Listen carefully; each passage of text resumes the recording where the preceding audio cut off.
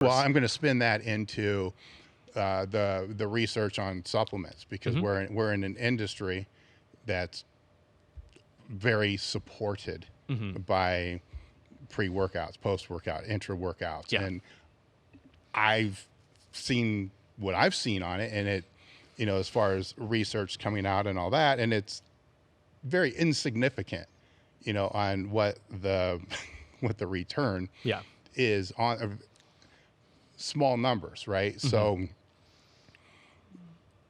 how do I want to go about asking this one? Because I mean, it's you know where I'm going. I'm not embedded with any supplement companies. Right, I can talk freely here. Okay. So you know where I'm talking about. I mean, you have, quoted research, which is bullshit. And then when you go look at it, then, all these lifters and athletes are jumping on all this different kind of stuff, spending a shit ton of money. And for what may at best, and this is the best, I mean, you'll know better than I do. I mean, what are we talking about? Difference, like less than 0.5%? If I mean, over the course of a training career, probably. Yeah, I mean, yeah. So it depends how you quantify things, because you could say look at a study on creatine, and maybe the creatine group puts 15 pounds on their bench and the non-creatine group puts 10 pounds on their bench, and you say, oh, well, creatine increases your strength gains by 50%, because 15 is 50% more than 10. I don't know. I don't think that's going to generalize over the next 5 years of training. Like, I don't think by the time one person puts 200 pounds on their bench, the other person would have put 300 pounds on their bench. So yeah, over the course of a training career, it's hard to say how much of a difference it makes. But yeah, and another important thing to keep in mind is, like, it's important to look at the time course of, basically, is it an acute or chronic study? Because, for chronic adaptations, like, will this actually help me get stronger and build more muscle? We know creatine works really well. And if someone's not getting enough protein from their diet, protein supplements work pretty well. Beyond that, I mean, there's a ton of stuff that we know helps acute performance a little bit. Maybe it'll help you lift 5 more pounds in the gym. Maybe it'll help you get an extra rep or two on a set to failure. Like caffeine would definitely be in that category. Citrulline malate, or just citrulline potentially. Maybe beta-alanine, although that one's getting iffier by the day. Potentially like nitrates, like beetroot juice. So like there are a few things that kind of fall into that category. But then the question is like, hey, if you're getting an extra rep in the gym, will that actually help you build more muscle over time? We'd like to think it would. And that's the basic pitch that supplement companies make. Like, this will improve your performance acutely, therefore it will improve outcomes long term. But in a lot of cases, we just don't know that. And in the case of caffeine, this is actually crazy. There have been like literally hundreds of studies looking at the impact of caffeine on acute performance. And we got our first study looking at the longitudinal effects of caffeine supplementation before training on actual strength gains over time, like last year. Didn't do anything. So, like, yeah, my list of supplements that I would recommend without reservation is creatine and nothing else. Yeah. And yeah, like I don't want to make it sound like supplements don't do anything. And for the stuff that might improve strength endurance a little bit, if you're going to a strongman show or if you're going to a CrossFit competition or something, and you're like, hey, acutely, I need to do everything in my power to maximize performance on this day. Yeah, sure. Like it's probably going to do something for you. And some of the supplements without longitudinal research, it very well may improve strength gains or hypertrophy over time, but in a lot of cases, we just don't know. Mm-hmm. And in a lot of cases, when we do study that stuff over time, it seems to not do much. Well, there's the other variable, which would be if the person thinks, that there's another one, right? So if the person thinks it's going to help them, then there's placebo. Will help them, right? Have you looked into the placebo steroid research? Mm-mm. So this is fascinating. There are only 2 studies, but they're 2 of my favorite studies that have ever been published. So there was a study by Ariel and colleagues back in 1974, I believe. And what they did in this study is they had a group of people train for 7 weeks, and they told them, like, hey, and, you know, this is in the era where steroids are legal. They told these people, like, hey, if you train really hard, like the people who make the largest strength gains over the first 7 weeks, we're going to give you gear, and then we're going to see what that does for you. And so for the first 7 weeks of training, they did have like a real incentive to try to train hard. Like they were going to get free gear out of it, which is pretty cool. And then for the last 4 weeks, they took like they didn't take the half that made the best strength progress. They just randomly selected half of their sample, gave them, I believe it was saccharin tablets that they said was like D-ball or something, and just had them keep going with the same training program for another 4 weeks. And they tested squat.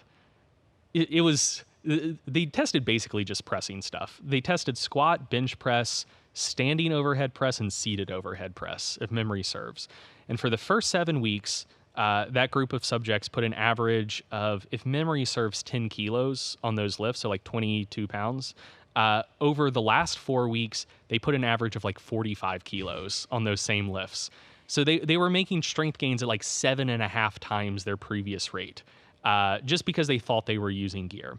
And, you know, I'm sure that doesn't extrapolate to infinity and beyond. Yeah. But I mean, that's a notable difference. No, that's huge. And then in 2001, this I think is my favorite study that's ever been conducted, just because there's deep, rich personal layers to this one. So in 2001, there was a study by Maganaris and colleagues, and I don't think it was him. I think it was his co-author, was the coach for the British USAPL single ply powerlifting team. And, you know, USAPL is drug tested, but also kind of in the prior era of the USAPL where like you could kind of get away with some stuff. So they go to their coach. They trust their coach enough that they go to him and say, Coach, you know, Great Britain, it's not a powerlifting powerhouse. I think we need a bit of chemical assistance to compete. So like, we trust you enough. Can you get us steroids? Their coach was also a scientist. And so instead of getting them steroids, he says, ooh, this is an interesting time to study the placebo effect. So he gets up with his collaborator, Maganaris, and what they did is they tested all of the lifters, squat, bench, deadlift, pre. And like these were pretty strong guys. These are competitive lifters. Yeah. Like the average squat and deadlift was like low to mid 6s. Average bench was like mid to high 4s, if memory serves. So like pretty strong guys. And so then, you know, they test them. 2 weeks later, they come in and they say, hey, we got some stuff for you. Give them placebo pills, not steroids, just placebos. And, you know, apparently these guys were trying to get their hands on gear in 2001. Like, the internet existed. They could have looked to see, how do steroids work? But apparently they thought that steroids just acutely made you much stronger. So they give them these placebo steroids and test squat, bench, deadlift again. And the average increase was like 4 or 5%. So, you know, we're talking about people who already squat 600 pounds, putting 30, 40 pounds on their squat. You know, 20, 30 pounds on their bench, just because they're given these placebo pills that they think are steroids, which, like, even if they were, they wouldn't improve performance that much acutely. Like that. No, that's a lot. Yeah. And so then another 2 weeks go by. Wait, that was in 2 weeks? Yeah. So here's the timeline. They test performance without any placebos. Then 2 weeks later, they give them the pills and test performance on the same day. On the same day? On the same day. Yeah, exactly. That's what I'm saying. Oh, my God. Yeah, so they test performance on the same day. And then they kept giving them these placebo pills while they trained for another 2 weeks. Okay. And then at the end, they told half of the lifters, guess what? You've been taking placebos the whole time. They told the other half of the lifters, guess what? It's still steroids. You're still on gear. Very cool. But before they told them that, they asked them, just like, hey, how's your training been going? And all of them were just like, dude, best 2 weeks of training of my life.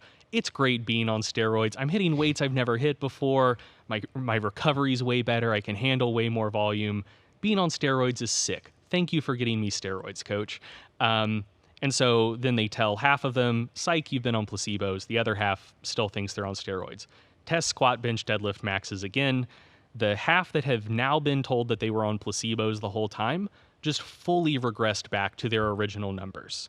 So at this point, they already know those PRs that they hit 2 weeks prior, they weren't on steroids for those. Like they've been clued into that, but they just fully regressed to their original numbers. The half that still thought they were on steroids didn't make like another 4 or 5% jump, but they on average still increased strength. Like their lifts went up like another 5 kilos or whatever. And again, I'm sure that you can't just extrapolate that in forever. Yeah. But it does illustrate the magnitude of potential placebo and expectancy effects. And so, when it comes to supplements, there's a part of me that has wondered, what if I just lied to people? Because, if you could tell people this pre-workout you're taking, it's basically steroids. Would they get placebo and expectancy effects of that magnitude? And if they could, am I potentially doing them a disservice by saying, it probably doesn't really do much for you? Or when you think a little bit on a broad scale, that's what's happening now. I think it is, yeah. So you know what I'm saying? And so you wonder, it's how much of is it a disservice? Is it wrap your head around that one, right? Like, is it a disservice? Is it morally wrong, if they think it's working? It's I could never do that. If I was knowingly lying to people, I couldn't sleep at night. But, I do think that that's an ethical question where, like, if someone came down on the other side, I'd be like, I disagree with you, but I kind of see where you're coming from. Yeah, it is.